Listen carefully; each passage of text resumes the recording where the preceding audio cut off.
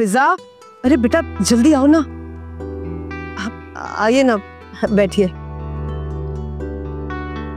बैठे। अस्सलाम वालेकुम। वालेकुम अस्सलाम।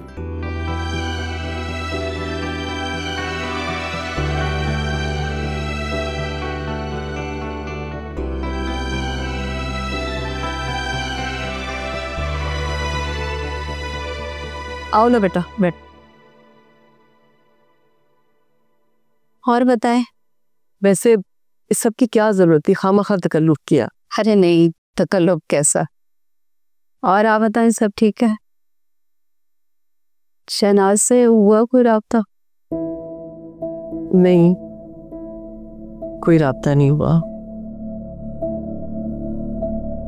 और मुझे ऐसा लगता है कि शायद अब वो हम लोगों से मिलना भी नहीं चाहते, कभी बात भी ना करें। ठीक कह रही हैं आप। बात तो दूर हो, शायद देखने पसंद ना करे। उसने अपने मरहूम शौहर की कसम उठाई थी कि ताहिरा और उसकी औलाद को माफ नहीं करूंगी। सिर्फ यही नहीं, वो तो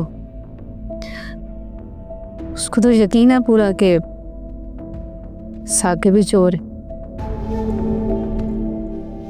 जब मैं ये बातें सुनती हूँ ना, तो आप यकीन कीजिए मुझे बहुत अफसोस होता है, बहुत दुख होता है मुझे।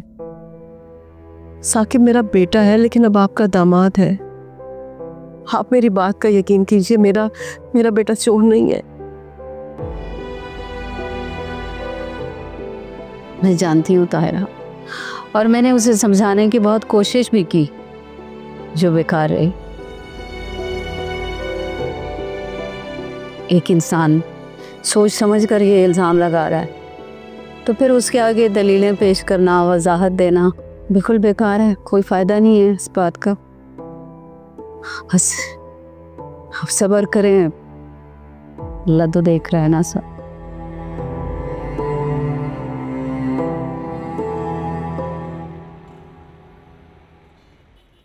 रानी वो बस आती होगी, आप लोग शुरू करें मत प्लीज। नहीं, रानी आ जाए तो फिर मिलकर नाश्ता करते हैं। बस आती होंगी।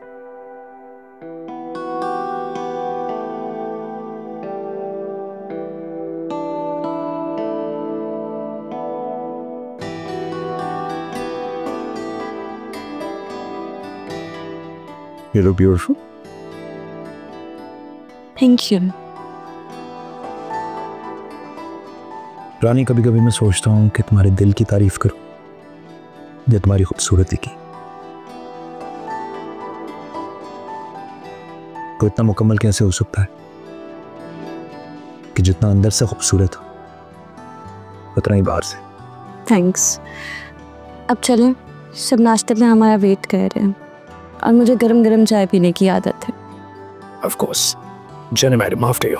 आओ एक सेकंड, अपना फ़ोन देना जरा। Here.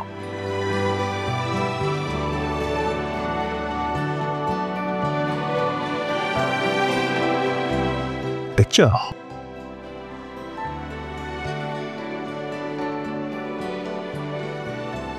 आप इसे स्टेटस पे लगाएं, वी आर मैरिड। Okay.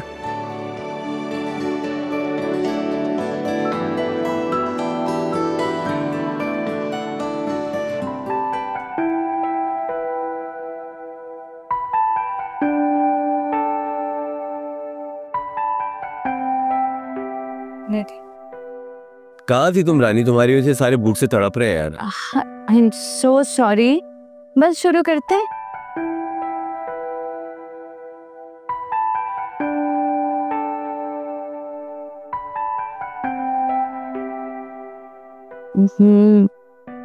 चाय ठंडी हो गई है, मैं गरम करके लाती हूँ। अरे नहीं रिदा, तुम्हारी तबीयत पहले ही खराब है, तुम बैठी रहो, मैं गरम करके लाती हूँ। Thank you. रिदा की तबीयत तो खराब है, बताया ही नहीं, क्या हुआ? नहीं वो कुछ नहीं, बस ऐसे ही थकन की वजह से ना। बस मॉम, रात में रिदा की तबीयत बहुत खराब हो गई थी, शुक्र है मेडिसिन देने से संभल गई। कितनी संग दिल है शहनाज, इस मासूम बच्ची पे भी तरसना आया उसे। उन्हें तो बस मौका चाहिए था और मौका मिलते ही उन्होंने रंग दिखा दिया।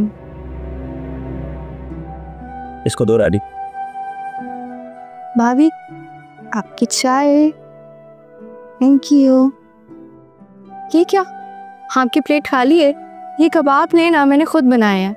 पता है ये साकिब भाई के फेवरेट है और अब आपके भी हो जाएंगे।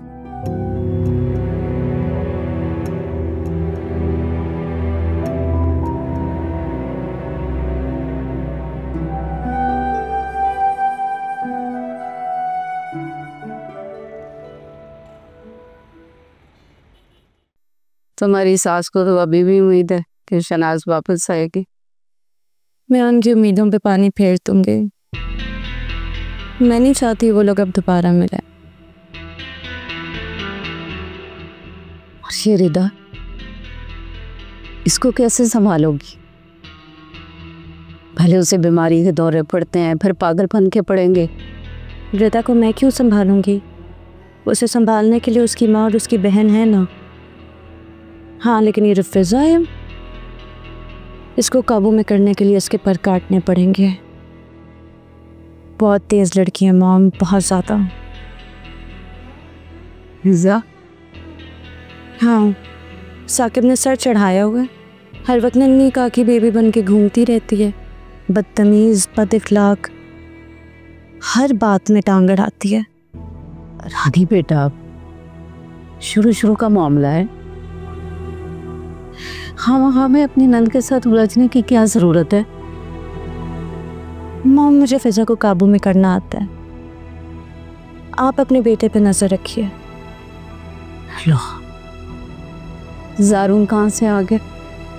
मॉम, आप कितनी सादा है ना। आपकी नाक के नीचे क्या कुछ हो रहा है आपको नज़र ही नहीं आ रहा। क्या मतलब, मैं समझी नहीं। तुम क्या कहना चाह रही? खुल के बोलो। ये जो फिज़ा अदाएं दिखाती फिर रही है, ये अपनी अदाओं में कहीं ज़ारून को ही ना ले आए। तुम मेरे बेटे को समझा क्या है?